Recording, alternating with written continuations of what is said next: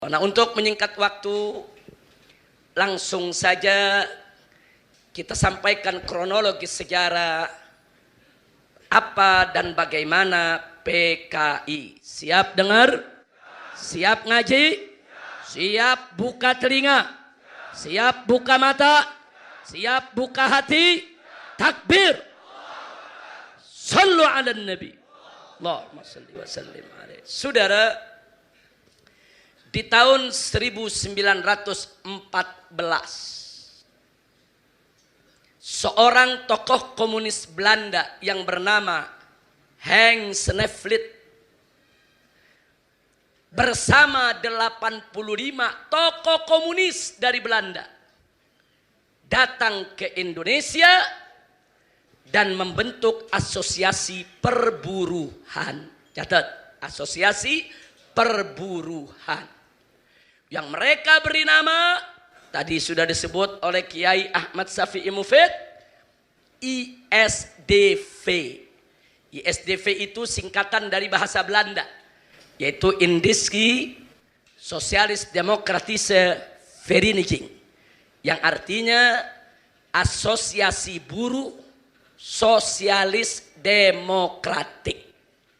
Asosiasi buruh sosialis demokratik. Mereka tidak pakai nama komunis, mereka pakai nama sosialis demokrasi, ya ikhwan. Dipimpin oleh Henk Sneevliet. Begitu tahun 1914 dibentuknya di Indonesia, saudara. Yang bentuk semuanya orang Belanda. Dan semuanya adalah tokoh komunis dari dua partai sosialis yang ada di Belanda, ya ikhwan. Lalu apa yang mereka lakukan di Indonesia ini? Mereka rekrut para buruh, mereka rekrut para petani, saudara, untuk merongrong pemerintah kapitalis Hindia Belanda. Apa tujuannya? Membuat goncangan di pemerintah Belanda dalam rangka untuk melemahkan kekuatan pemerintah Belanda dan mengganti pemerintahan kapitalis Hindia Belanda menjadi pemerintahan komunis Hindia Belanda. Sengaja ini saya sampaikan sebagai catatan. Jadi ISDV tidak pernah punya niat, tidak pernah punya maksud, tidak pernah punya tujuan untuk memerdekakan Indonesia. Catat baik-baik, saudara. Jadi ISDV dibentuk oleh orang Belanda bukan untuk kemerdekaan Indonesia, tapi mereka punya kepentingan politik di negeri Belanda, saudara. Karena kapitalis yang berkuasa, mereka ingin ambil alih kekuasaan supaya komunis yang berkuasa. Kira-kira jelas tidak? Jelas tidak? Nah, kemudian mereka rekrut para buruh, petani, saudara yang ada di Indonesia. Bahkan mereka rangkul Sarekat Islam yang didirikan oleh HOS Cokroaminoto. Ketika itu Sarekat Islam bersedia bekerja sama dengan ISDV karena ISDV tidak menunjukkan komunisnya, saudara. Kenapa kok Sarekat Islam ketika itu mau dirangkul? Karena sama-sama anti kapitalis. Dibentuklah blok anti kapitalis, saudara. Begitu masuk tahun 1917, saudara, ternyata ISDV berhasil merekrut buruh-buruh pelabuhan, buruh-buruh perkebunan, buruh-buruh perusahaan, saudara, di mana-mana. Anggotanya semakin banyak. Pertanyaannya, kenapa buruh dan tani rame-rame mau masuk, saudara? Ada janji-janji kesejahteraan. Bukan itu saja, janji perlindungan. Kalau ikut ISDV aman, karena ISDV organisasi Belanda, mereka aman dari tekanan penjajah Belanda, saudara. Karena itu buruh banyak tertarik, petani banyak tertarik karena ada perlindungan. Kapan lagi ikut organisasi Belanda sehingga tidak ditindas oleh Belanda, saudara. Tapi akhirnya tahun 1917 para buruh dan tani tadi, saudara, dimanfaatkan oleh ISDV untuk melakukan kerusuhan. Saya garis bawahi, kerusuhan. Sekali lagi, kerusuhan. Kenapa ini saya tekankan? Karena anak-anak PKI yang ada saat ini, saudara, termasuk yang sekarang duduk jadi anggota DPR RI, mereka mengatakan kami bangga jadi PKI karena PKI tahun 1917 telah melakukan pemberontakan untuk memerdekakan Indonesia. Bohong. Catat baik-baik itu, saudara. Dusta. Makanya anak-anak muda jangan mau dibohongin, saudara. Mereka bukan berontak untuk kemerdekaan Indonesia. Saudara, ISDV memanfaatkan petani miskin, memanfaatkan buruh miskin untuk melakukan kerusuhan agar punya bargaining position dalam politik, punya posisi tawar terhadap pemerintah Belanda. Tujuannya gulingkan pemerintah kapitalis, ganti dengan pemerintah komunis, saudara. Kira-kira jelas tidak? Jelas tidak?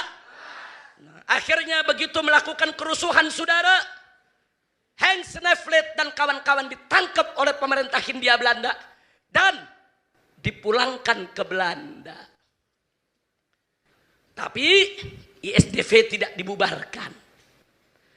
Nah, mulai saat itu, saudara, ISDV diserahkan kepada beberapa orang Indonesia untuk memimpinnya. Bahkan digelarlah kongres pada tahun 1920 di kota Semarang. ISDV mengganti nama menjadi PKH. Apa itu PKH, saudara? Persatuan Komunis di Hindia. Baru dia pakai nama komunisnya, saudara. Begitu dia gunakan Persatuan Komunis Hindia di Hindia, Sarekat Islam pecah kongsi, saudara. Lepas Sarekat Islam tidak mau lagi bergabung dengan mereka, saudara. Terang-terangan mereka pakai nama komunisme. Tapi sayang, sejuta sayang, saudara, ada dua kader SI. Yang pertama adalah Semaun dari SI Surabaya dan Darsono dari SI Solo berhasil direkrut oleh ISDV, bahkan menjadi ketua dan wakil ketua daripada Persatuan Komunisme di Hindia. Jadi dari SDV tahun 20 berubah menjadi PKH. Kira-kira jelas tidak? Jelas tidak? Semenjak saat itu Sarekat Islam gak terlibat lagi, saudara. Singkat cerita, dari tahun 1920, 21, 22, saudara, ISDV ini bukan sembarangan organisasi. Begitu dia menjadi persatuan, yaitu komunisme di Hindia, dia selalu mengikuti kongres-kongres komunisme internasional. Tiap tahun pimpinan-pimpinan komunis, baik yang Belanda maupun yang orang Indonesia, berangkat ke Moskow, berangkat ke Berlin di Jerman, berangkat ke Beijing di Republik Rakyat Cina ketika itu, saudara, untuk mengikuti kongres-kongres komunis internasional. Jadi jaringan mereka bukan lagi nasional, internasional. Mereka dibiayai oleh Moskow, mereka dibiayai oleh Uni Soviet, saudara. Maka itu pimpinannya pulang pergi ke Moskow, pulang pergi ke Berlin, pulang pergi ke Beijing, saudara, untuk memperluas jaringan internasionalnya. Dan pada tahun 1925, saudara, apa yang terjadi? Kongres Komunisme Internasional kelima meminta supaya seluruh asosiasi perburuhan komunis membuat partai-partai di negara-negara di mana mereka berada, saudara. Jadi supaya Anda tahu, disuruh buat partai, saudara, maaf, tahun 24 disuruh buat partai. Dan akhirnya PKH berubah menjadi PKI, Partai Komunis Indonesia, tahun 1924. Begitu ada amanat dari Kongres Internasional, saudara, pulang Musso dan Alimin langsung membentuk PKI. Jadilah Partai Komunis Indonesia. Sampai di sini jelas tidak? Jadi itu arahan internasional, saudara. Bukan untuk kemerdekaan Indonesia, bukan. Saudara, bohong kalau PKI mengatakan berjuang untuk kemerdekaan Indonesia. Dusta kalau PKI mengaku-ngaku sebagai pejuang kemerdekaan. Penipu. Kira-kira jelas tidak? Jelas tidak? Singkat cerita, masuk tahun 1927, saudara, PKI punya jaringan makin luas, buruhnya makin banyak, petaninya makin banyak. Kali ini mereka bikin kerusuhan besar-besaran, saudara. Mereka bakar pelabuhan, mereka bakar perkebunan, mereka bakar perusahaan-perusahaan milik Belanda, saudara. Untuk apa? Bukan untuk kemerdekaan Indonesia, untuk menggoyang pemerintahan kapitalis Hindia Belanda agar diganti oleh Ratu Belanda menjadi pemerintahan komunis Hindia Belanda, saudara. Ya, mereka bikin besar-besaran, bakar sana, bakar sini. Tentara-tentara Hindia Belanda turun mengatasi mereka. Akhirnya apa yang terjadi? Pimpinan-pimpinan PKI, Musso, Alimin, dan kawan-kawan ditangkap dan dibuang ke Moskow, saudara, Uni Soviet. Bukan di penjara di Indonesia. Bukan. Lalu bagaimana nasib petani, saudara? Ribuan petani diganyang oleh penjajah Belanda. Puluhan petani digantung di jalan-jalan oleh Belanda, saudara. Ratusan petani terluka, saudara. Dan puluhan ribu petani dikebloskan oleh Belanda ke dalam penjara dan disiksa setiap hari. Ini kerjaan PKI, saudara. Mereka bujuk itu buruh, mereka bujuk itu petani, saudara. Dan buruh petani menjadi korban. Mereka disiksa Belanda, mereka dibunuh oleh Belanda, mereka menderita. Mereka nggak tahu apa-apa, saudara. Begitu saya tanya, PKI biadab tidak? Licik tidak? Jahat tidak? Saudara, mereka melakukan ketika itu kerusuhan bukan untuk kemerdekaan Indonesia. Mereka hanya memanfaatkan buruh dan petani untuk dijadikan peluru, dijadikan bemper, menghantam pemerintah kapitalis Hindia Belanda agar tumbang dan diganti menjadi pemerintah komunis Hindia Belanda, saudara. Tapi gagal. Sementara pimpinan-pimpinannya, apalagi yang orang Belanda, nggak ada yang diseksa, saudara. Ditangkap, dipulangin ke Belanda. Yang orang Indonesia, Musso, Alimin, ditangkap, dikirim ke Moskow, saudara.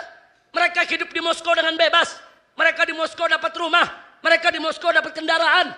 Mereka di Moskow dapat gaji bulanan, saudara. Ini pemain semua. Ini tokoh politik kaliber internasional, saudara. Yang mengorbankan rakyat kecil. Yang mengumpankan rakyat kecil untuk dibunuh oleh pemerintah Hindia Belanda, saudara. Begitu saya tanya, kesian tidak nasib buruh? Kesian tidak nasib petani? Kalau begitu, saudara, yang jahat siapa? Yang jahat siapa? Takbir. Kira-kira sampai di sini jelas tidak? Akhirnya PKI dibubarkan oleh Belanda, saudara.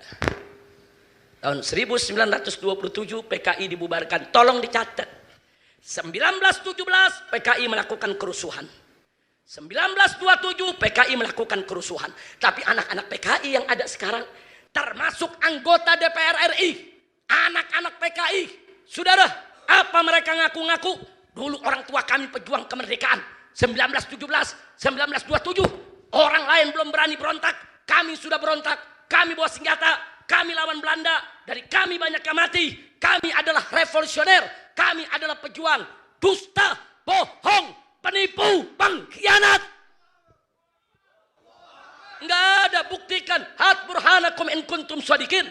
Suruh mereka keluarkan datanya. Suruh mereka keluarkan, yaitu manifestasinya, saudara. Suruh mereka tunjukkan manifestasi PKI dari tahun 1914 sampai 1927. Tidak ada satu item pun tertulis untuk kemerdekaan Indonesia. Tidak ada. Jadi biar tahu, saudara, kira-kira jelas tidak? Paham tidak? Alhamdulillah. Akhirnya mereka dibuang, saudara. 1927. Setahun, 2 tahun, 3 tahun berlalu. Masuk tahun 1935. Musso pulang dari Moskow. Masuk lagi Indonesia. Diizinkan oleh pemerintah Hindia Belanda. Sampai di Indonesia, dia bentuk gerakan-gerakan bawah tanah PKI, saudara. Jadi PKI melakukan gerakan bawah tanah. Nah, setelah dibentuk, cabang-cabangnya di berbagai provinsi, saudara, Musso kembali ke Uni Soviet, ke Moskow. Dari Moskow, Musso mengatur gerakan bawah tanah PKI. Diatur dari Moskow, saudara. Kenapa? Soviet yang kasih biaya. Soviet yang bayar dia. KGB, agen rahasia Uni Soviet yang atur semua gerakannya, saudara. Ini perang internasional. Ini perang antara komunisme dengan kapitalisme, saudara. Nggak ada hubungannya dengan Islam. Nggak ada hubungannya dengan kemerdekaan Republik Indonesia, saudara. Kira-kira jelas tidak? Paham tidak? Nah, dilakukan gerakan dari sana, saudara. Singkat cerita, tibalah hari kemerdekaan Republik Indonesia tanggal 17 Agustus tahun 1945, saudara. Begitu Indonesia merdeka, saudara, siapa yang rapat setiap hari, yang musyawarah setiap hari untuk kemerdekaan Indonesia?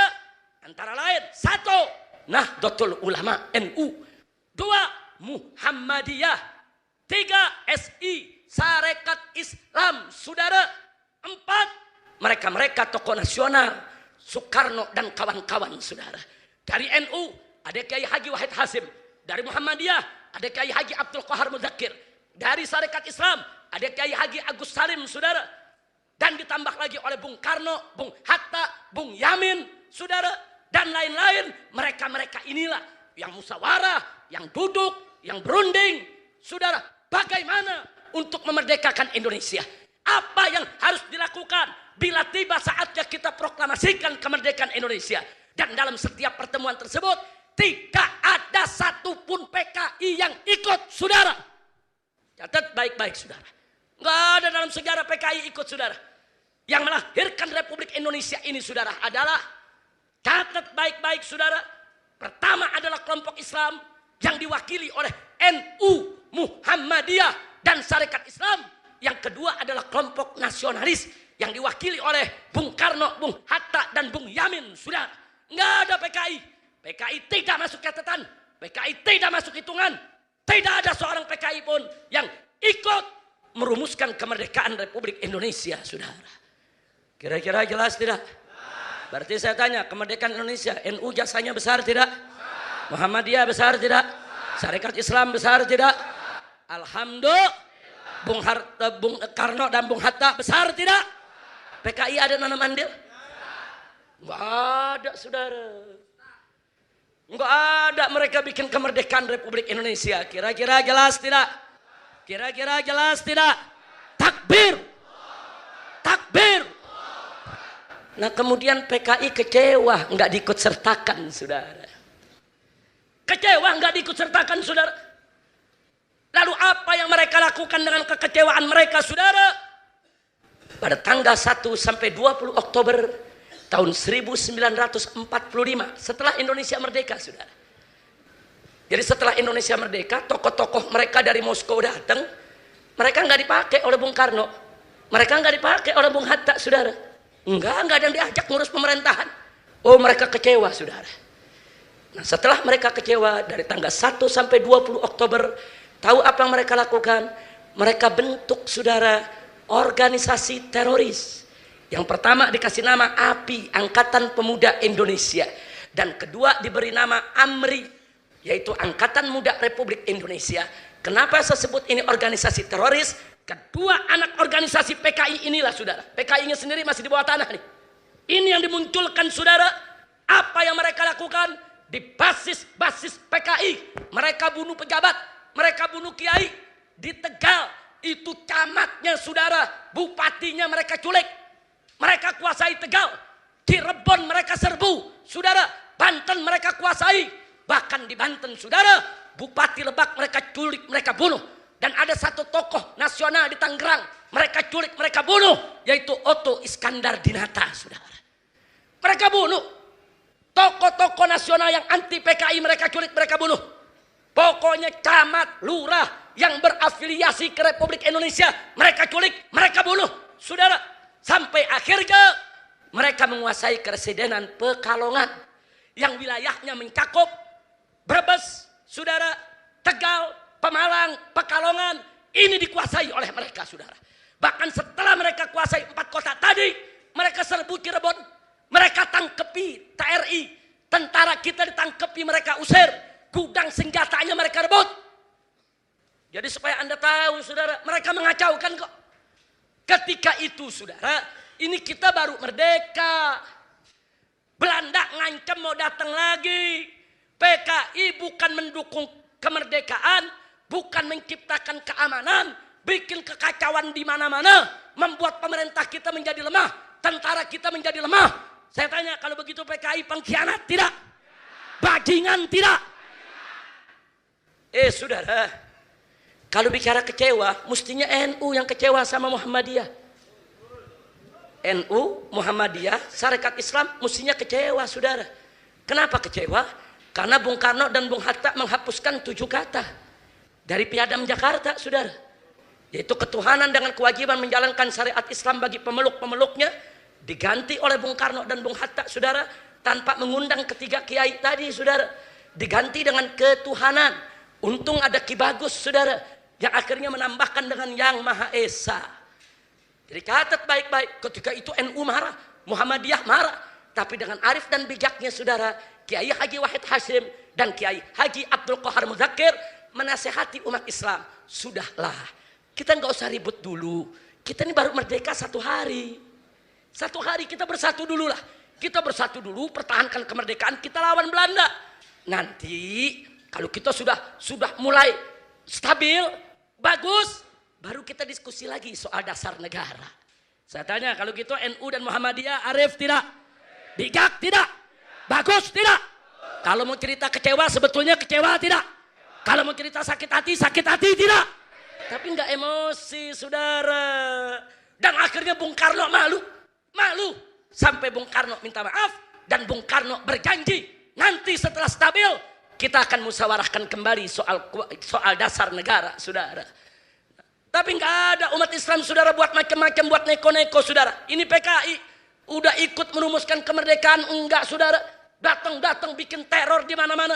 Kalau ada yang bertanya, kenapa mereka bikin teror, saudara? Ya, mereka ingin tunjukkan diri bahwa mereka masih ada, bahwa mereka masih punya kekuatan, bahwa mereka masih punya anggota. Dan tanggal 21 Oktober tahun 1945, saudara, PKI mendeklarasikan diri kembali, saudara. Berdiri kembali sebagai Partai Komunis Indonesia. Begitu dia berdiri kembali, saudara, apa yang dilakukan lagi? Teror ditingkatkan, saudara, di mana-mana. Di mana-mana dia melakukan teror, saudara. Dari tahun 45 masuk 46 terus dia melakukan teror. Culik pejabat, bunuh kiai, bunuh gubernur, saudara. Dibunuh para gubernur, para kiai di mana-mana. Kenapa mereka lakukan itu? Mereka ingin diakui keberadaannya. Akhirnya Bung Karno menyerah, saudara. Kenapa mereka lakukan itu? Mereka ingin diakui keberadaannya. Akhirnya Bung Karno menyerah, saudara. Maksudnya menyerah bagaimana? Karena Bung Karno belum kuat. Tentara belum kuat. Satu persatu kota jatuh diambil PKI, saudara.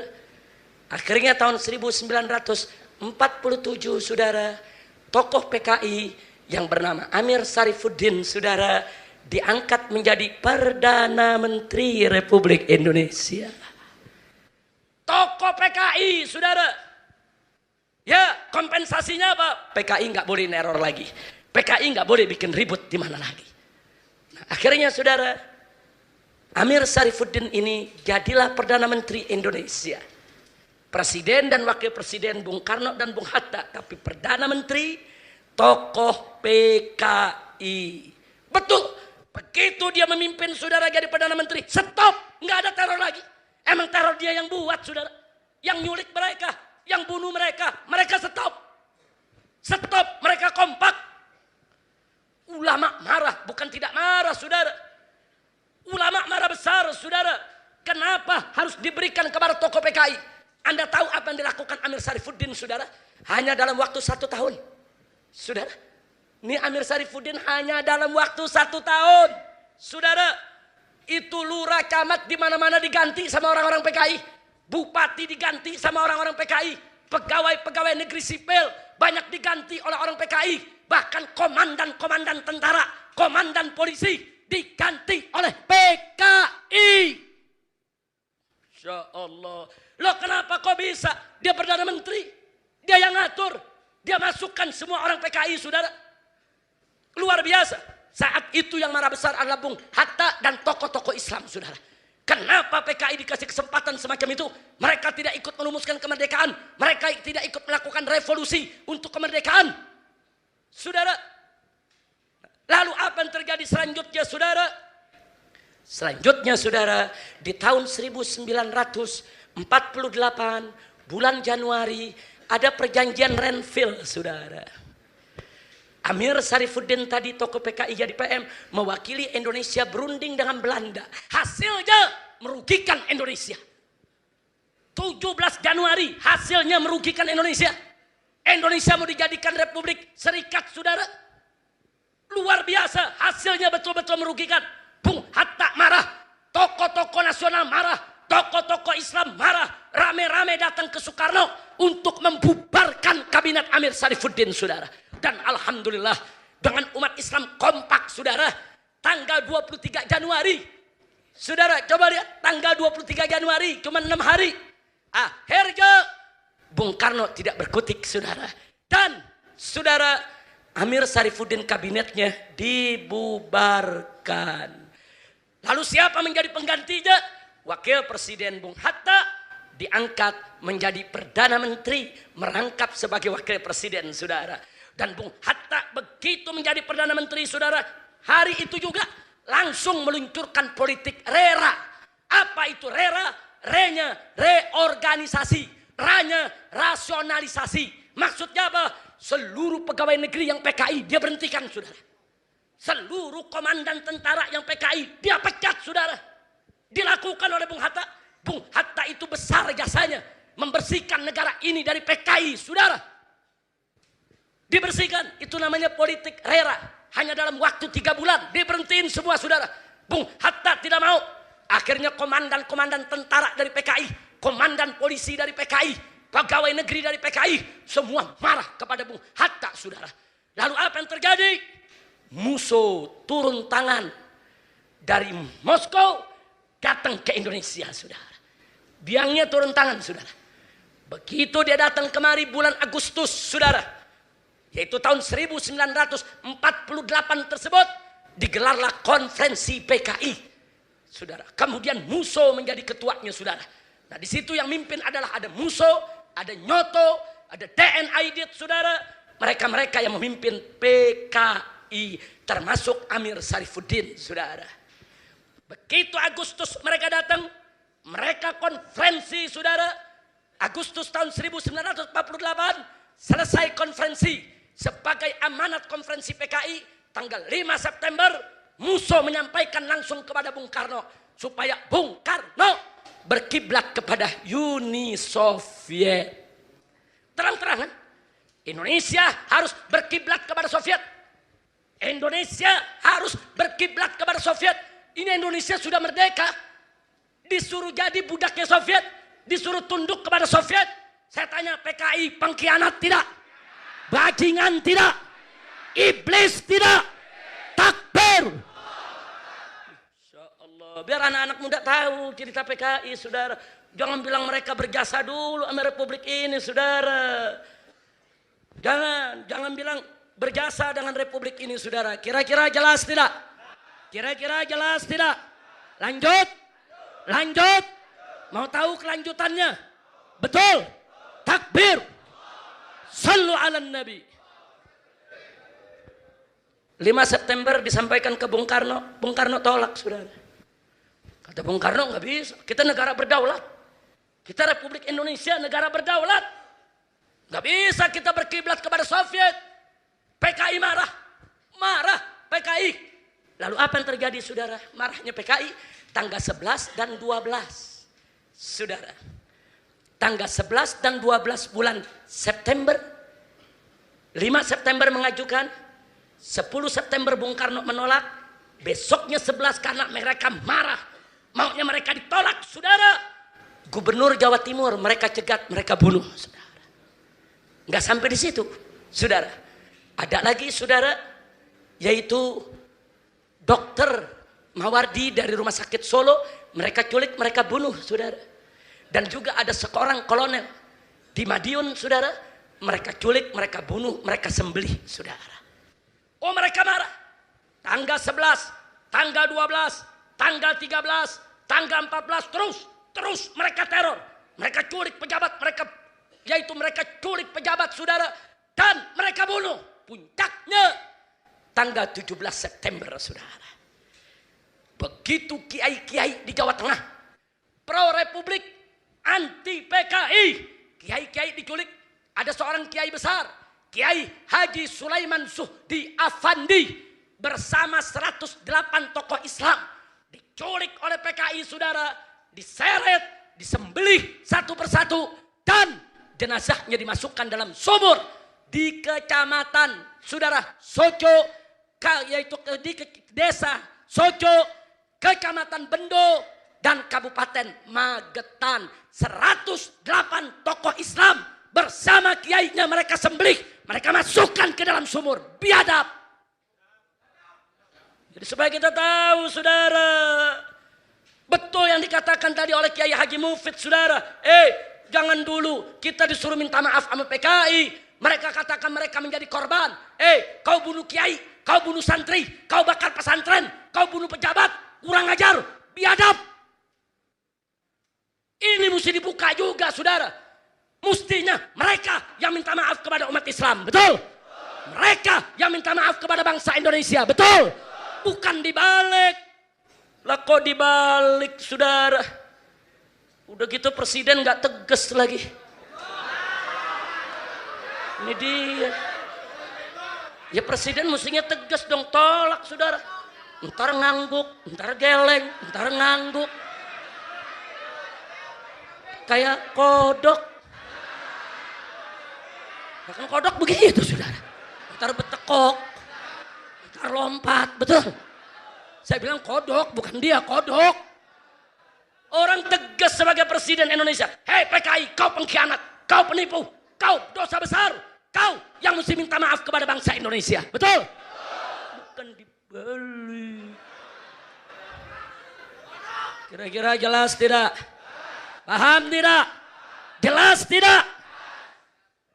Begitu mereka culik kiai, dibunuh kiai, saudara. Besoknya Panglima Besar Jenderal Sudirman atas perintah Bapak Presiden secara besar-besaran, saudara, mengerahkan tentara. Satu diambil dari Batalion Brawijaya di Jawa Timur, dan yang kedua Siliwangi dari Jawa Barat.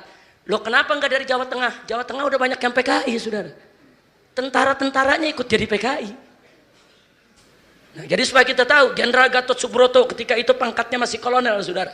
Itu memimpin serangan, saudara. Dan tanggal 30 September, saudara, tanggal 17 September setelah kiai-kiai dibantai, itu PKI berhasil merebut banyak kota. Dia rebut Madiun, Wonogiri, Ponorogo, Rembang, Cepu, saudara. Kemudian termasuk juga Magetan, Pacitan, Pati, Kudus, Sukoharjo, Purwodadi, saudara. Belasan kota mereka rebut, saudara. Lumpuh. Jawa Tengah lumpuh. Tentara nggak berkutik, pemerintah nggak berkutik. Hampir tiap kota direbut oleh PKI. Dan yang merebutnya, saudara, bersenjata. Kenapa? Karena mereka punya tentara. Karena tentara di Jawa Tengah ketika itu banyak ikut PKI. Insya Allah. Nah makanya tentara mesti introspeksi diri juga.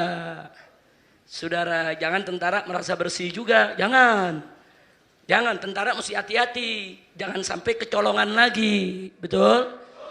Betul? Iya, pemerintah jangan cuma ngomong ormas Islam jangan sampai kesusupan. Lu yang kesusupan.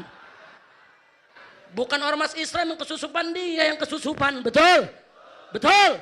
Saya mau tanya, kalau di ketika itu militer, tentara pada banyak jadi PKI, polisi banyak jadi PKI, kesusupan bukan namanya. Jadi yang kesusupan ormas Islam atau tentara? Ormas Islam atau polisi? Nah itu pelajaran berharga. Makanya polisi dan tentara harus lebih hati-hati. Jangan sampai PKI menyusup kembali ke badan militer kita. Betul? Betul?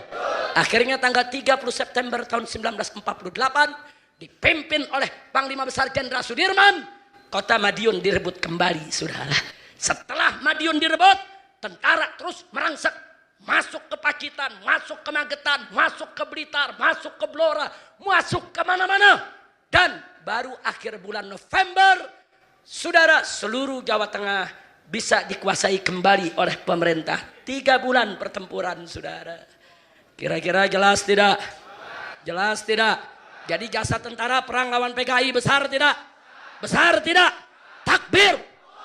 Takbir! Sallu ala Nabi! Saudara, akhirnya musuh, saudara dan Alimin tertangkap oleh tentara dan dieksekusi mati. Nyoto lari ke Cina, saudara. Nah, Nyoto saat itu masih muda. Itu calon pemimpin PKI ke depan, saudara. Nah, akhirnya, saudara, pimpinan-pimpinan di Jawa Tengah itu PKI semua ditangkapi, saudara. Tapi yang di Jakarta nggak ditangkap. DNID nggak ditangkap, saudara. Nah, saat itu tentara dan ulama minta kepada Bung Karno bubarkan PKI. Wajar tidak? Wajar tidak? Wajar tidak? Apa jawab Bung Karno? Jangan. Itu kan yang salah oknum. Itu kan yang salah musuh dan Alimin. Musuh Alimin sudah dieksekusi mati, cukup. Jangan kita bebankan kesalahan kepada mereka-mereka yang tidak bersalah. Itu alasan Bung Karno, saudara. Akhirnya PKI tidak dibubarkan. Saya mau tanya, PKI ketika itu sudah biadab tidak? Biadab tidak? Bunuh gubernur biadab tidak? Culik bunuh camat dan lurah biadab tidak? Bunuh kiai biadab tidak? Bunuh santri biadab tidak? Bakar pesantren biadab tidak? Biadab tidak? Bantai umat Islam biadab tidak? Tolong dicatat, saudara. Selama bulan September, saudara, seminggu sebelum mereka dipukul kalah oleh Jenderal Sudirman, PKI ini marah, saudara, karena mereka kalah. Begitu mereka pergi dari Madiun, terpukul oleh TNI, mereka masuk Magetan. Apa yang mereka lakukan, saudara? Di jalan mereka bantai umat Islam. Mereka tangkepi para tokoh, para kiai. Dan mereka buat 2 ladang pembantaian, saudara. Yang pertama adalah pabrik gula Goranggareng, dan yang kedua adalah pabrik gula Alas Tewu. Dua-duanya ada di Magetan, saudara. Mereka kumpulkan itu kiai, santri, orang-orang NU yang gak setuju dengan PKI, saudara. Toko-toko mereka kumpulkan di pabrik gula Goranggareng. Mereka sembelih satu persatu. Saking banyaknya yang disembelih, itu banjir darahnya sampai betis kaki, saudara. Anda bayangkan, itu yang disembelih ulama, yang disembelih kiai, yang disembelih pejabat, yang disembelih orang-orang Islam, baik di pabrik gula Goranggareng maupun di pabrik gula Alas Tewu, saudara. Ini mereka biadab, mereka bajingan, mereka zalim, mereka penjahat, mereka setan, mereka iblis. Betul? Betul? Dan mereka bikin 7 lubang sumur, saudara. 7 lubang sumur di Magetan, saudara. Setiap sumur tidak kurang dari 400 mayat mereka masukkan, saudara. Itu belum sumur-sumur lain, belum sumur yang tadi diceritakan oleh Kiai Ahmad Syafi'i Mufid, saudara. Ini sumur besar yang mereka buat baru di Magetan, saudara, belum di kota lain. Itu sumur yang ditemukan, itu ditemukannya tahun 1950, saudara. Setelah 2 tahun mereka dibunuh, saudara, pemerintah terus nyari kemana ini mereka ditanam. Masyarakat nyari, ini Kiai Haji Sulaiman Zuhdi di mana mayatnya, saudara. Mereka semua nyari. Baru tahun 1950 ditemukan ribuan umat Islam dari Magetan, dari Pacitan, dari mana-mana turun dari Madiun ke tempat sumur-sumur tersebut. Mereka angkat satu persatu mayat-mayat daripada kiai mereka, saudara. Dan satu persatu diidentifikasi dan ditemukan mayat jenazah daripada Kiai Haji Sulaiman Zuhdi Afandi yang tinggal tulang belulang, saudara. Saya tanya, biadab tidak? Biadab tidak? Itu yang ditemukan itu 7 sumur, saudara. 7-7-nya di Magetan. Yang lainnya kemana? Tadi Kiai Ahmad Syafi'i Mufid cerita, antum dulu di daerah mana, Ustaz? Di Demak. Ini beliau ini cerita di Demak aja udah banyak lobang, saudara. Ini Kiai Misbah dari Brebes. Ini ayah beliau komandan Banser lawan PKI. Di Brebes sudah banyak lobang, saudara. Yang ditemukan hanya 7 lobang. Biadab PKI, saudara. Masya Allah. Jadi ini yang mesti kita tahu, saudara. Nah, maka itu saya tanya, Kalau Bung Karno enggak bubarkan PKI, kelewatan tidak? Fakta sejarah. Kita tidak memfitnah Bung Karno, saudara. Saya tidak pernah mengatakan Bung Karno PKI. Tidak. Bung Karno bukan PKI. Bukan. Tapi kebijakan-kebijakan Bung Karno menguntungkan PKI, saudara. Catat itu baik-baik, saudara. Jangan Anda pikir, saudara, kalau Bung Karno itu kebijakannya tidak menguntungkan PKI. PKI udah bunuh kiai, udah bunuh ulama, udah bunuh pejabat, dia nggak bubarin. Masya Allah, saya tanya, kecewa tidak? Kecewa tidak? Takbir. Nah akhirnya PKI memanfaatkan Bung Karno. Oh ternyata Bung Karno baik dengan kita. Akhirnya tahun 1950, saudara, DN Aidit memimpin PKI dan mulailah merangkul habis-habisan Bung Karno, saudara. Semua kebijakan Bung Karno dipuji PKI. Semua putusan Bung Karno, saudara, didukung oleh PKI. PKI di mana-mana puja-puji Bung Karno, bela-bela Bung Karno, saudara. Kenapa? Karena PKI tahu saat itu Bung Karno sedang jadi pahlawan besar bangsa Indonesia, saudara. Nggak ada jalan lain. Kalau mau dapat simpati rakyat, dukung Bung Karno. Dan akhirnya PKI berhasil. Saudara, tahun 50 dukung Bung Karno habis-habisan. Sampai tahun 55 dan 1955, PKI diizinkan ikut pemilihan umum, saudara. Hasilnya PKI jadi 4 besar, saudara. Saat itu tercatat anggota PKI, saudara, di tahun 55, saudara. Saat itu tercatat, saudara, tidak kurang dari 2 juta orang. Dan tahun 65 tidak kurang dari 3 juta orang, saudara.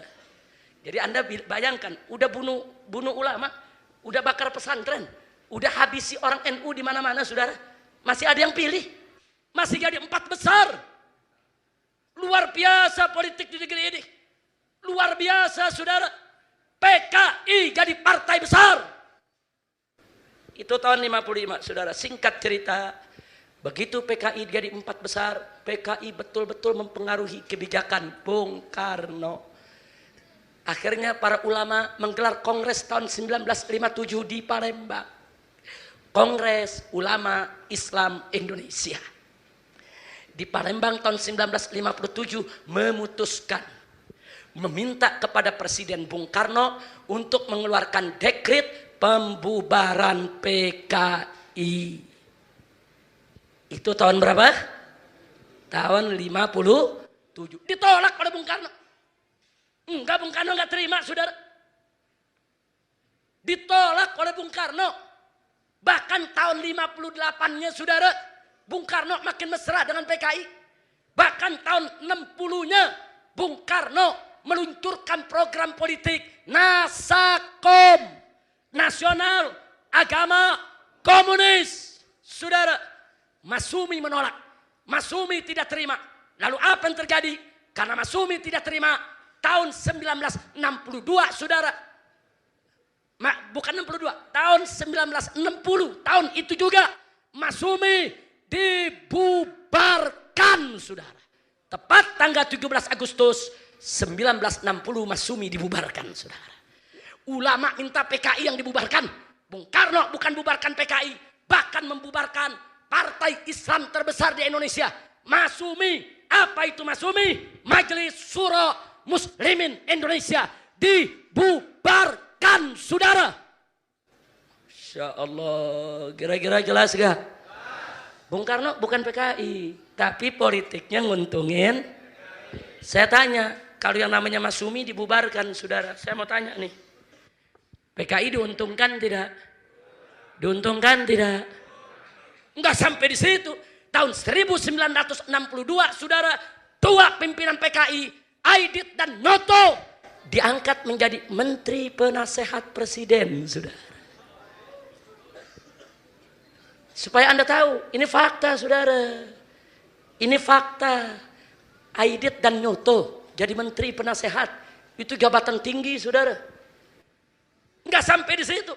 Begitu mereka jadi menteri, PKI makin kuat, saudara. Tahun 63, PKI yang memprovokasi Bung Karno untuk perang lawan Malaysia, saudara. Nggak ada ulama mengajarkan kepada Bung Karno ganyang Malaysia. Nggak ada ormas Islam menganjurkan kepada Bung Karno perang melawan Malaysia. Tidak ada. Tapi PKI yang memprovokasi, PKI yang mengadu domba, PKI yang membakar-bakar. Akhirnya kita perang lawan Malaysia, saudara. Itu saya mau tanya, PKI kurang ajar tidak? Biadab tidak? Licik tidak? Jahat tidak? Siap ganyang PKI? Siap ganyang PKI? Takbir! Pertanyaannya, kenapa PKI memprovokasi Indonesia perang lawan Malaysia? Ada dua alasan, saudara. Yang pertama, karena di Malaysia ada partai komunis yang juga berkiblat ke Soviet. Mitra daripada PKI yang ada di Indonesia. Mereka ingin menyatukan Malindo atas dasar komunis. Malindo itu Malaysia, Indonesia, saudara. Tapi PKI di sana, partai komunis Malaysia lemah. Tapi partai komunis Indonesia kuat. Makanya dari sini, saudara, diminta untuk ganyang Malaysia. Tujuannya pemerintah Malaysia tumbang, komunis yang berkuasa di Malaysia, saudara. Saya tanya, jahat tidak? Tapi ada tujuan kedua, saudara. Ketika itu tentara menolak. Tentara panglimanya datang ke Bung Karno. Ini bukan saatnya kita perang lawan Malaysia. Kita lagi krisis ekonomi. Kita lagi krisis persatuan. Kita lagi lemah. Dan personil kita nggak cukup untuk perang lawan Malaysia. Tapi karena presiden sudah memutuskan, tentara tidak bisa menolak, saudara. Nah, pertanyaannya, kenapa PKI ngotot supaya Indonesia perang lawan Malaysia? Ini alasan kedua. Karena PKI sudah punya proposal agar buruh dan tani dipersenjatai, saudara. Agar dibuat angkatan keempat, angkatan kelima. Angkatan yang pertama adalah angkatan darat. Yang kedua adalah angkatan laut. Yang ketiga adalah angkatan udara. Yang keempat adalah angkatan kepolisian. Dan yang kelima adalah angkatan tani, saudara. Jadi PKI minta buruh dan tani se-Indonesia dikasih senjata. Sudah kasih senjata. Ormas Islam semua menolak. Nggak ada yang setuju. Maka itu PKI, saudara, sengaja dorong perang lawan Malaysia. Begitu perang lawan Malaysia, tentara kita kalang kabut. Saat itu PKI masuk ke Bung Karno. Pak, kami PKI siap bela negara. Kami siap bela bangsa. Tentara tidak cukup melawan Malaysia. Buruh dan tani kami cukup untuk melawan Malaysia. Minta kepada Bung Karno, izinkan buruh dan tani agar dipersenjatai. Hasilnya Bung Karno setuju, saudara. Jadi supaya Anda tahu, buruh dan tani disetujui oleh Bung Karno. Siapa yang marah? Ormas Islam. Di antaranya GPI, termasuk PII. Semua marah. Demo, protes Bung Karno. Karena mereka tidak terima putusan Bung Karno. Saudara, Bung Karno marah. Akhirnya GPII dibubarkan lagi oleh Bung Karno. Saudara. Enggak sampai di situ. Ulama-ulama protes. Ulama-ulama marah. Saudara, kenapa Bung Karno begitu dekat dengan PKI? Kenapa semua program PKI dijalankan oleh Bung Karno? Ulama marah, saudara. PKI, takkan Bung Karno tangkap itu ulama. Akhirnya para ulama ditangkap. Siapa yang ditangkap diantaranya? Almarhum Buya Hamka. Kemudian Kiai Haji Yunan Helmi Nasution. Kemudian Kiai Haji EZ Muttaqin. Kemudian Kiai Haji Soleh Iskandar. Kemudian Kiai Haji Dalari Umar. Saudara, sederetan kiai-kiai besar. Semua ditangkap, digebloskan ke penjara oleh Bung Karno. Coba lihat, saudara. Ulama minta PKI dibubarkan. Bung Karno tidak membubarkan. PKI minta Masumi dibubarkan. Dibubarkan. PKI minta GPI dibubarkan. Dibubarkan. PKI minta kepada Bung Karno. Ulama ditangkap. Ditangkap. Kesimpulannya saya mau tanya. Kalau gitu PKI kuat gak saat itu? Jujur, PKI kuat tidak?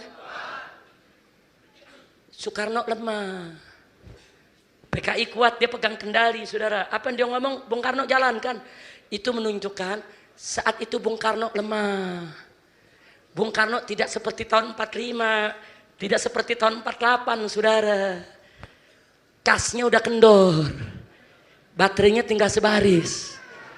Nah, jadi ditekan oleh PKI, saudara. Kira-kira jelas tidak? Jelas tidak? Akhirnya Angkatan Buruh Tani dipersenjatai. Anda mau lihat buktinya? Mau lihat bukti sigara? Mau lihat bukti sigara? Tahu Menteng Perapatan? Tahu Menteng Perapatan dekat Monas? Dekat Gedung Juang? Ada patung apa di sana?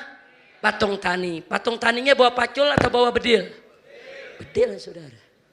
Patungnya ada. Itu patung PKI, saudara. Tugu Tani, saudara. Anda boleh lihat itu Tugu Tani, saudara. Patung tani, bawa bedil, bawa pistol, saudara. Ini Tugu Tani, ini dibuat saat PKI gaya-gayanya. Saat PKI menguasai Bung Karno, saudara.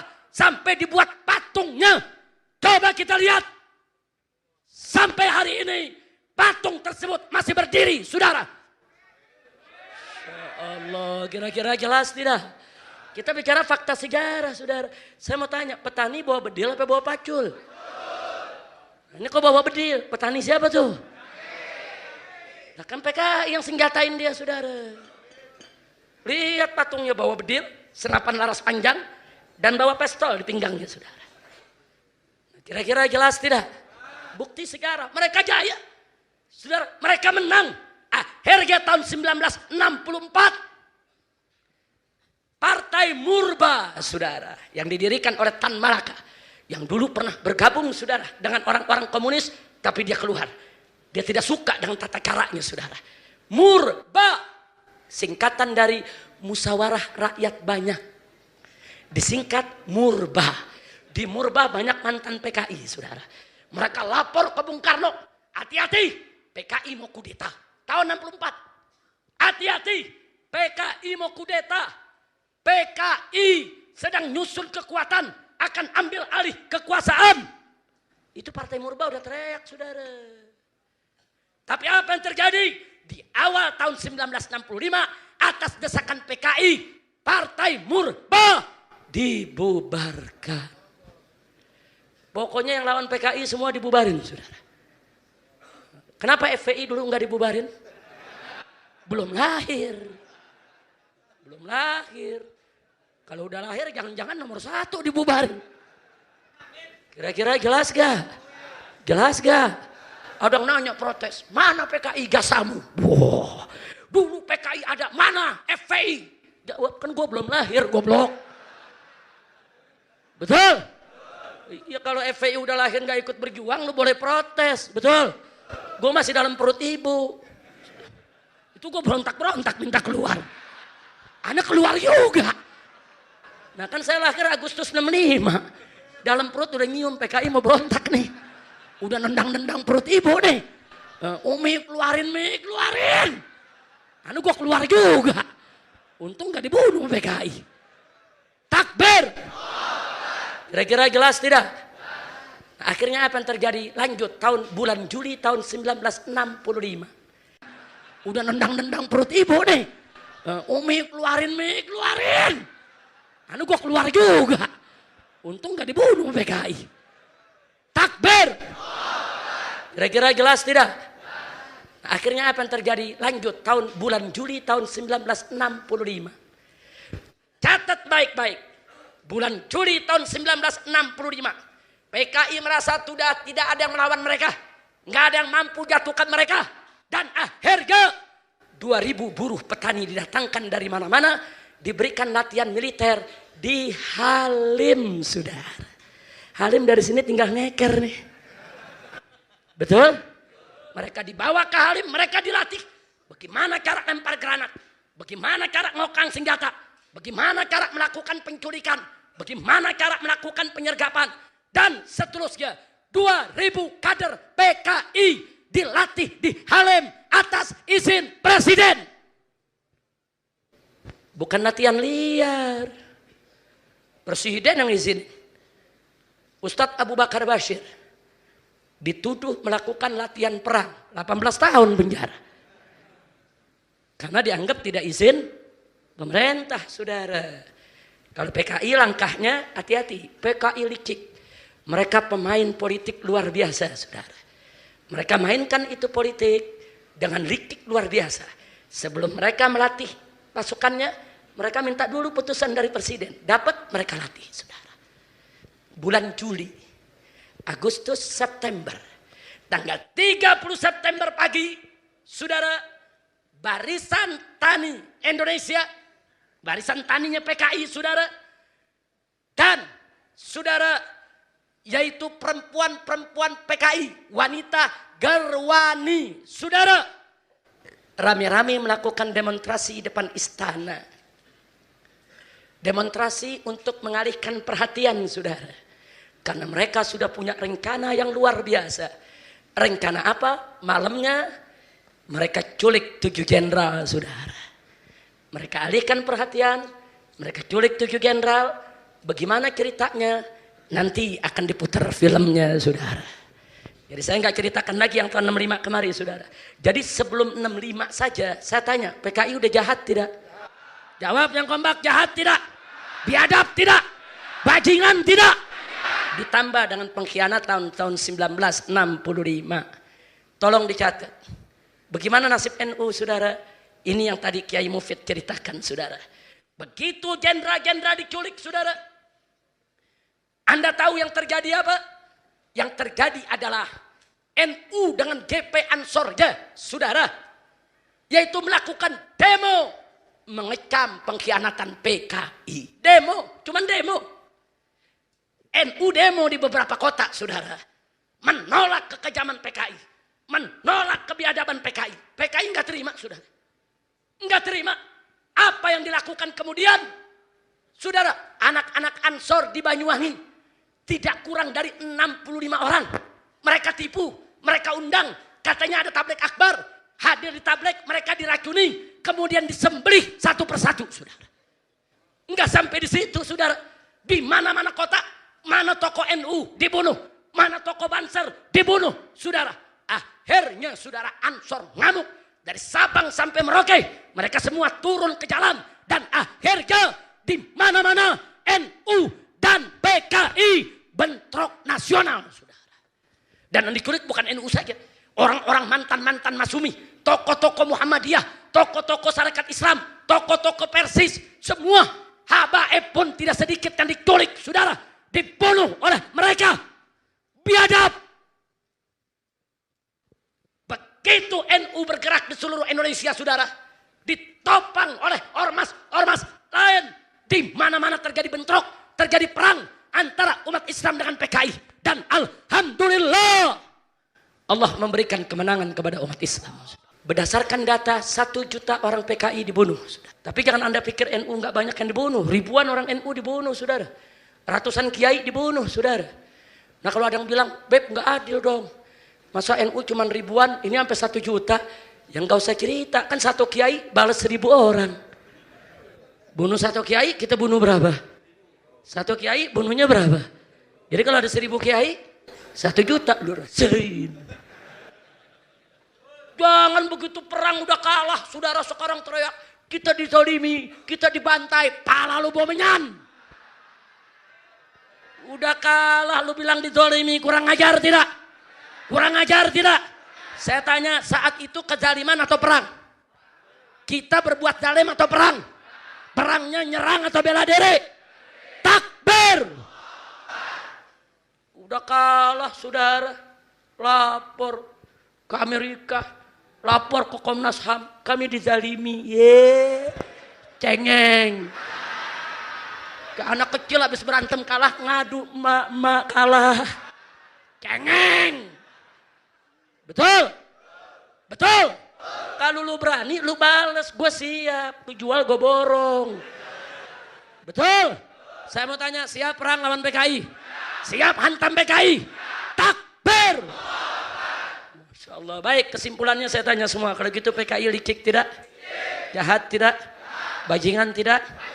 Apa PKI pernah berjuang untuk memerdekakan Indonesia? Apa PKI punya jasa kepada Indonesia? Yang melakukan teror kepada pejabat siapa? Yang teror kepada ulama siapa? Yang teror kepada pesantren siapa? Yang merusak kita-kita kemerdekaan siapa? Yang jadi budak asing siapa? Yang menghancurkan agama siapa? Kalau begitu saudara PKI biarkan atau lawan? Diamkan atau ganyang? Takbir! Masya Allah. Sekarang pakai lapor saudara. Ini LSM komprador. Dari Komnas HAM-nya sampai setara institut saudara. Oh rame-rame minta kepada presiden agar minta maaf kepada PKI. Ini dia mulut lu bojengkol. Ngomong. Udah gitu presidennya culun lagi. Bukan langsung aja tolak, kenapa sih? Pakai iya dirapatkan dulu. Begini nih susahnya kayak kalau punya presiden tukang mebel begini nih. Iya musuh. Saudara kita disuruh minta maaf pakai mikir. Ini dia kadal kebon. Kira-kira saya sampaikan jelas gak? Apa? Saya udah capek, lu bangun atau ceramah nyambut. Kira-kira jelas tidak? Jelas tidak? Mau tahu lanjutannya? Mau tahu lanjutannya? Tonton filmnya. Habis ini nonton filmnya, lu jangan pulang lu. Pulang gue doain biar bisul di pantat. Tapi kalau duduk bukan, ini cerita supaya kita tahu cerita sejarah kita. Nah ada pertanyaan, Habib, kenapa anak muda sekarang banyak yang nggak tahu? Perhatikan baik-baik sebelum saya akhiri, saudara. Begitu reformasi tahun 1998, saudara, satu film tentang pengkhianatan G30 SPKI yang biasanya diputar oleh TVRI setiap tanggal 30 September, saat ini dilarang tidak diputar lagi. Berarti ada yang takut boroknya dibuka. Betul? Ada yang takut boroknya dibuka, saudara. Yang kedua, saudara. Dulu saya sekolah SD, SMP, SMA. Kalau saya belajar sejarah nasional Indonesia, selalu dicantumkan pengkhianatan PKI. Tapi hari ini dalam buku sejarah pengkhianatan PKI dihapus, saudara. Kurang ajar tidak? Kurang ajar tidak? Berarti ada tangan-tangan di belakang kekuasaan yang sengaja menghapus sejarah soal pengkhianatan PKI. Betul? Betul? Enggak sampai begitu. Yang ketiga, saudara. Dulu orang kalau mau jadi pejabat, diperiksa dulu pandangannya tentang PKI, saudara. Kalau ada keterlibatan dengan PKI, enggak boleh dia jadi anggota DPR. Enggak boleh dia menjadi pejabat publik, saudara. Tapi begitu reformasi 98, saudara, aturan tersebut dihapus sehingga anak-anak PKI rame-rame masuk ke partai, rame-rame jadi anggota DPR. Saya ditanya, Habib, ini kan hak asasi manusia. Yang salah kan bapaknya, bukan anaknya. Kalau bapaknya yang berontak, kenapa anaknya nggak boleh jadi pejabat? Jawab jangan. Jawab jangan. Jawabnya mudah. Ya. Kami dari FPI sangat menghormati hak asasi manusia. Dan kami juga mengakui tidak ada dosa keturunan. Bapaknya yang bersalah, anak tentu tidak salah. Dan kami dari FPI tidak keberatan anak-anak PKI tersebut untuk jadi pejabat, untuk jadi anggota DPR RI. Saudara, kami enggak keberatan. Dengan satu syarat, jangan lagi dia usung ideologi komunis. Jangan lagi coba-coba dia sebarluaskan komunis. Dan jangan coba-coba dia banggakan PKI. Sebab kalau dia menjadi pejabat publik, menjadi anggota DPR RI, kemudian dia sebarluaskan kembali ideologi komunis, dia sebarluaskan kembali lambang-lambang PKI, tentu umat Islam wajib menolak kehadiran mereka. Betul?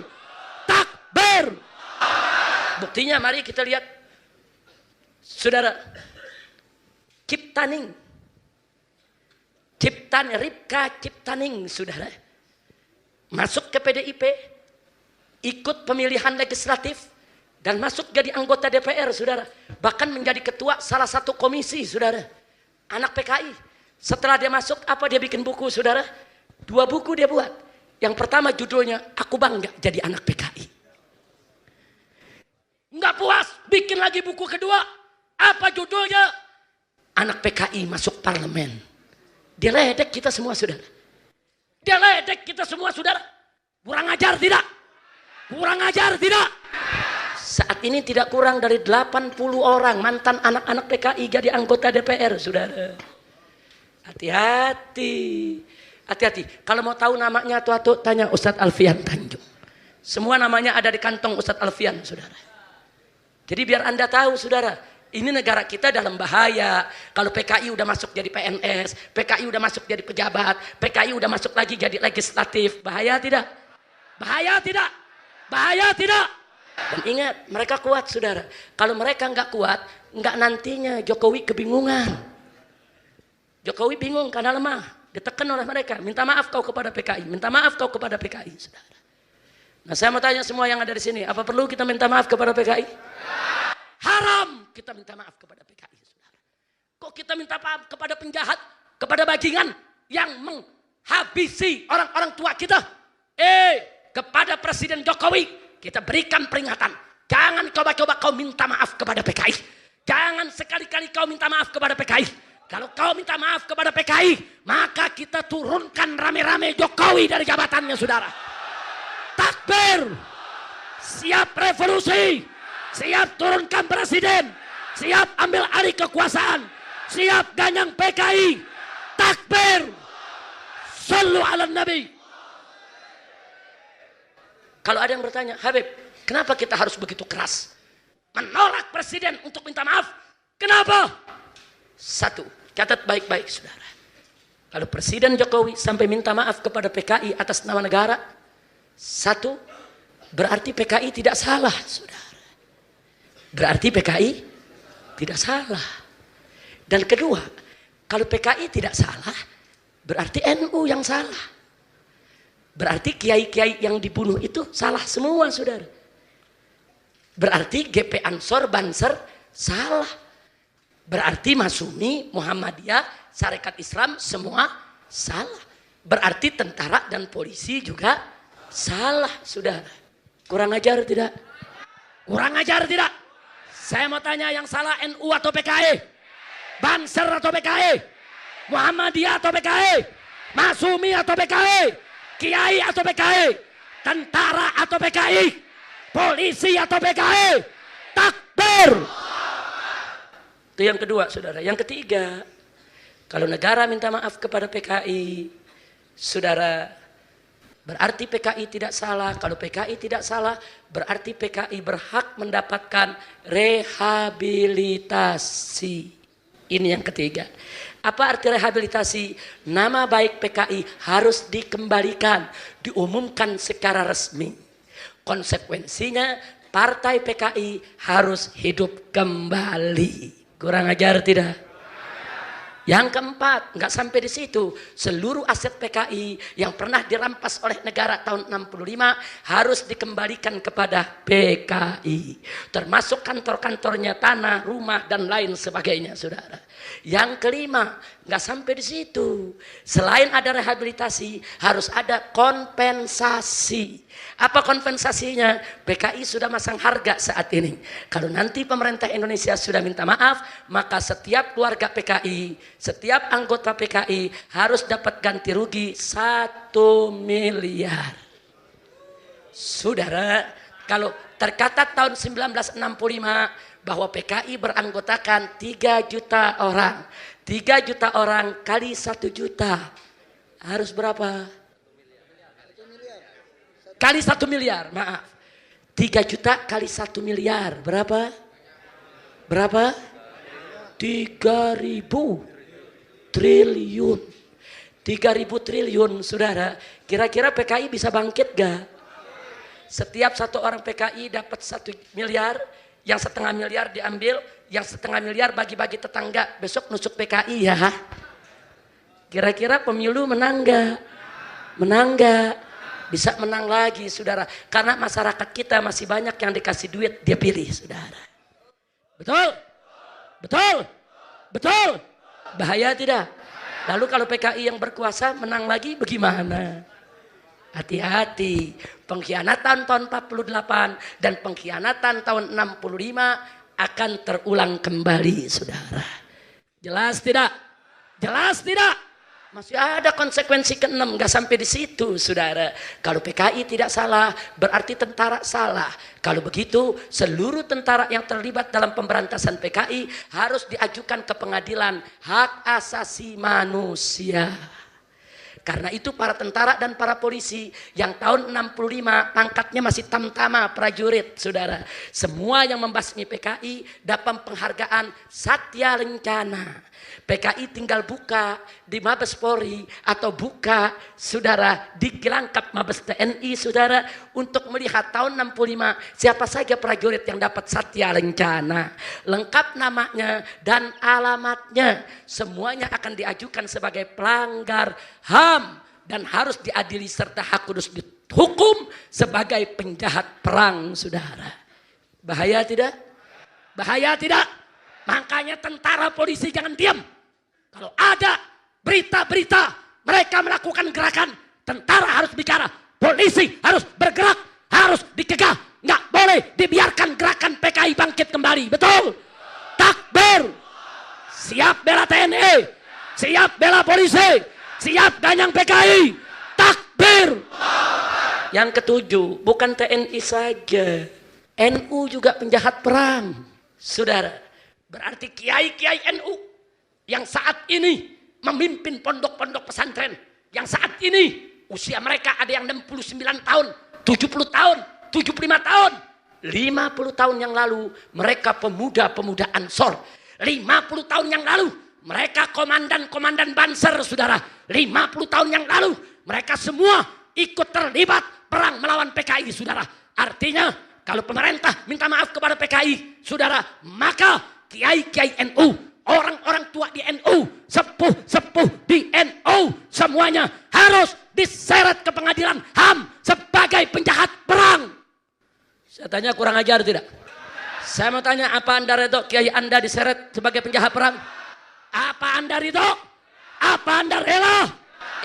Saya punya orang tua, saya punya kakek, saya punya datuk, semua terlibat di dalam perang melawan PKI, saudara. Ya, berarti nenek-nenek kita, kakek-kakek kita, datu-datu kita, semuanya penjahat, semuanya harus diadili. Kurang ajar, biadab, iblis.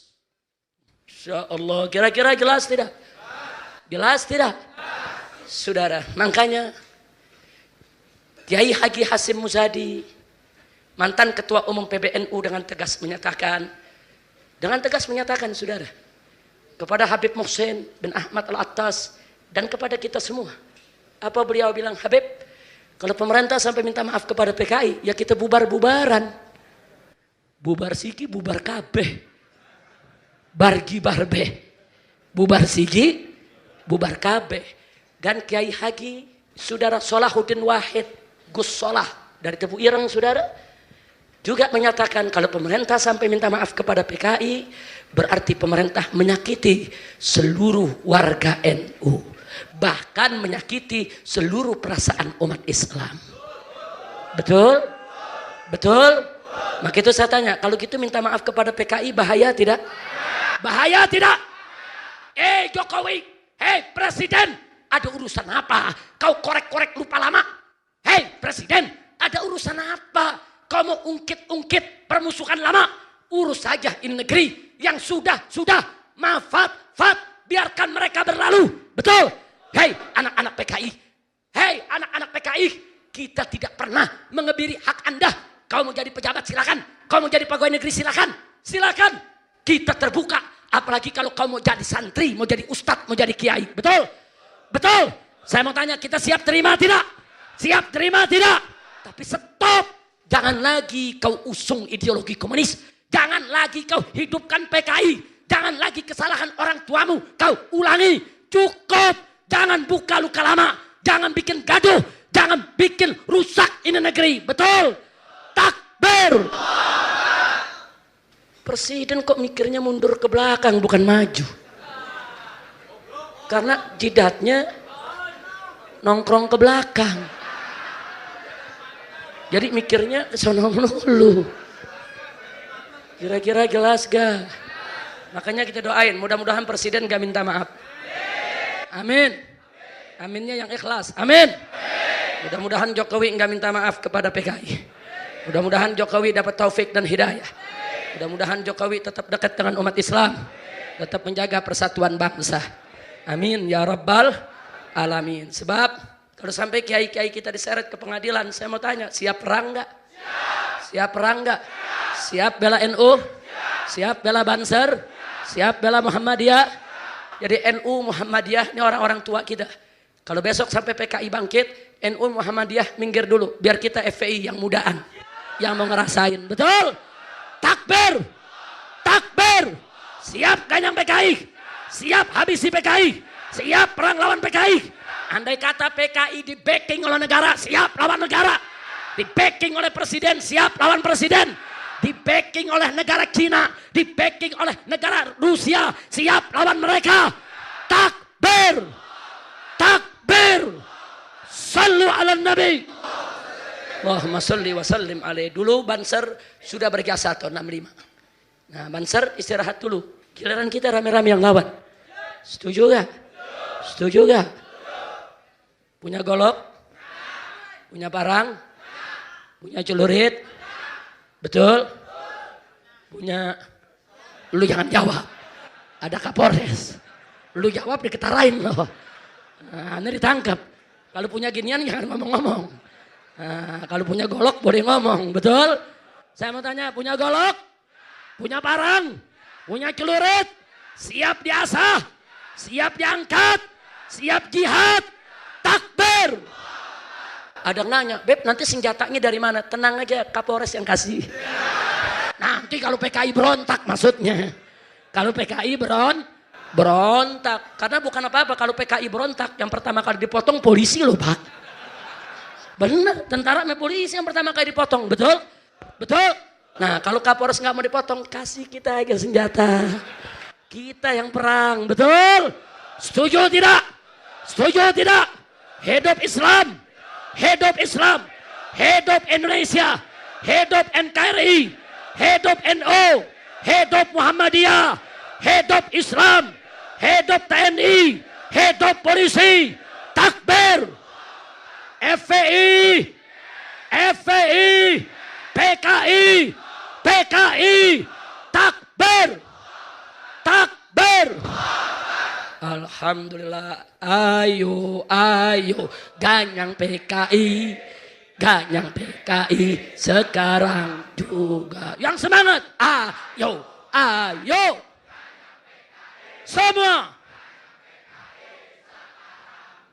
lagi, ayo, ayo, ganyang PKI, ganyang PKI, sekarang juga. Takbir, Allahu Akbar. Alhamdulillah. Nah itulah yang saya mau sampaikan pada kesempatan malam hari ini. Taib saudara, saya mau tanya dulu semua nih. Sekali lagi nih, serius nih sebelum kita tutup nih. Kira-kira yang saya jelaskan pada malam hari ini tentang PKI jelas tidak? Paham? Ada yang rekam? Kasih lihat saudaranya yang gak hadir ini malam. Atau lempar, sebar di YouTube rame-rame semua. Biar umat Islam tahu, betul? Betul? PKI pahlawan atau pecundang? Pahlawan atau bajingan? Nah, jadi sekali lagi tuh, PKI bukan tapi bahkan pengkhianat. Alhamdulillah. Nah baiklah, sebagai penutup untuk memperkuat akidah Ahlus Sunnah wal Jamaah kita, untuk membangkitkan semangat juang kita lawan musuh-musuh Islam, baik liberal maupun PKI. Ini nanti insya Allah kalau ada episode kedua, kita akan jelaskan hubungan liberal sama PKI. Mau tahu? Mau tahu? Bikin lagi tabletnya. Modalnya dari mana? Imam DKI lagi. Iya. Insya doain biar Habib Muhsin bin Zaid rezekinya makmur. Banyak halal. Berkah. Biar tiap hari bisa bikin tablet. Amin ya rabbal alamin. Insya Allah kapan waktu kita ketemu kita jelaskan apa hubungan liberal dengan PKI. Betul Habib Muhsin tadi, beda tipis. Beda tipis. Liberal ya PKI, PKI ya liberal. Dia juga Sami Mawon. Nah cuman bagaimana jelasinnya? Itu perlu 2 jam lagi ceramah. Insya Allah nanti kita ada maulid. Jangan lupa peringatan maulid di DPP FPI tahun ini insya Allah jatuh tanggal 23 Desember malam 24. Dan di tempat ini tanggal 24 Desember malam 25. Jadi 2 kali nih dari Petamburan kita kemari. Siap hadir? Siap hadir? Takbir. Nah, saya pikir itu yang bisa saya sampaikan. Nah, sekarang kita minta tim hadrah untuk membacakan qasidah tentang ciri-ciri aswaja. Setuju tidak? Nah, jadi saya minta nanti begitu dibaca ciri-cirinya kita dengerin. Kebab itu pelajaran. Oh, aswaja begitu. Oh, aswaja begini. Mau tahu tidak? Nah, nanti dibacakan. Nah, tapi ingat, begitu kata ciri-ciri aswaja, kita rame-rame. Ciri-ciri aswaja. Setuju tidak? Setuju tidak? Ayo, dan sekaligus silakan panitia kalau ada ingin mengambil amal dari jamaah sekalian, silakan. Siap untuk mengeluarkan infak untuk perjuangan? Siap tidak? Siap tidak? Jadi ada yang bilang begini, FPI dananya dari asing tuh. Saya bilang benar dari asing. Asing mana? Orang Cawang. Nah, tiap hari kita nanggok dibilang dari asing. Betul? Betul? Takbir. Sallu ala Nabi. Mau oleh-oleh buat pulang? Mau oleh-oleh buat pulang? Betul? Nanti sampai rumah direnungkan. Setuju? Setuju. Kita kemarin lebaran apa? Lebaran apa? Lebaran haji. Berarti ingat kisah Nabi Ibrahim. Dulu Nabi Ibrahim ada 300 patung lebih. Patung lebih nih. Patung-patungnya Masya Allah nih. Dihancurin sama Nabi Ibrahim. Sendirian. Sendirian. Gimana? Rame-rame apa sendiri? Banyak gak patungnya? Banyak gak patungnya? Nah, saya mau tanya, umat Islam di Jakarta ada berapa? Ada berapa juta? Ada berapa juta? Ada 10 juta? Kok patung PKI ada ya satu?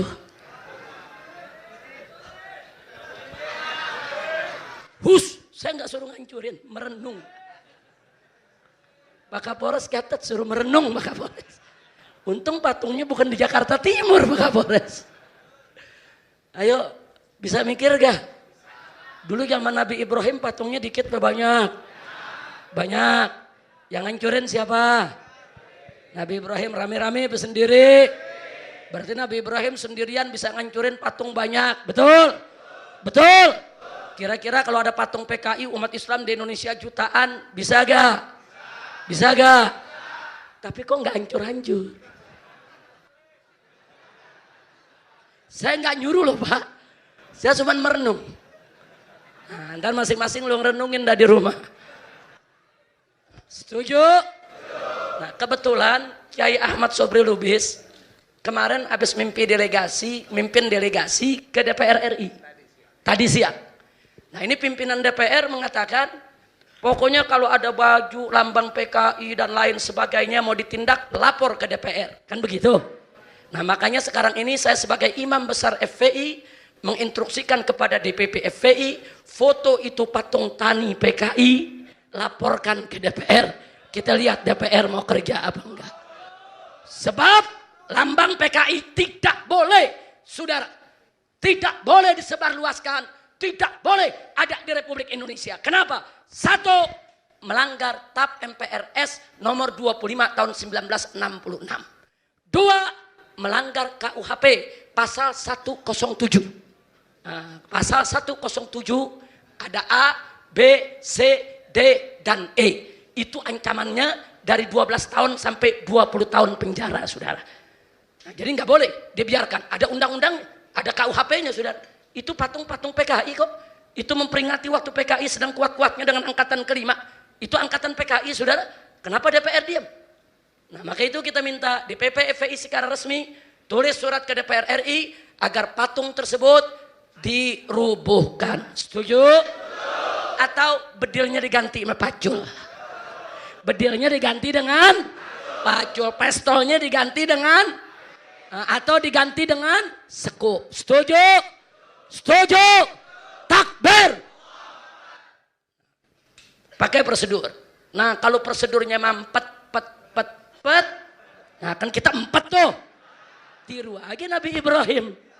Kalau mau tiru Nabi Ibrahim gak usah pakai rapat. Nabi Ibrahim gak pakai rapat. Betul? Betul? Lu mau tiru Nabi Ibrahim rapat, ditangkap polisi, ditanya, siapa yang mimpin rapat? Jawab, Habib Muhsin, Pak. Ditangkap Habib Muhsin. Kalau mau ngerubuin kayak Nabi Ibrahim jangan pakai rapat. Setuju? Paham? Ngerti? Takbir. Sallu ala Nabi. Nah, itu saja yang bisa saya sampaikan.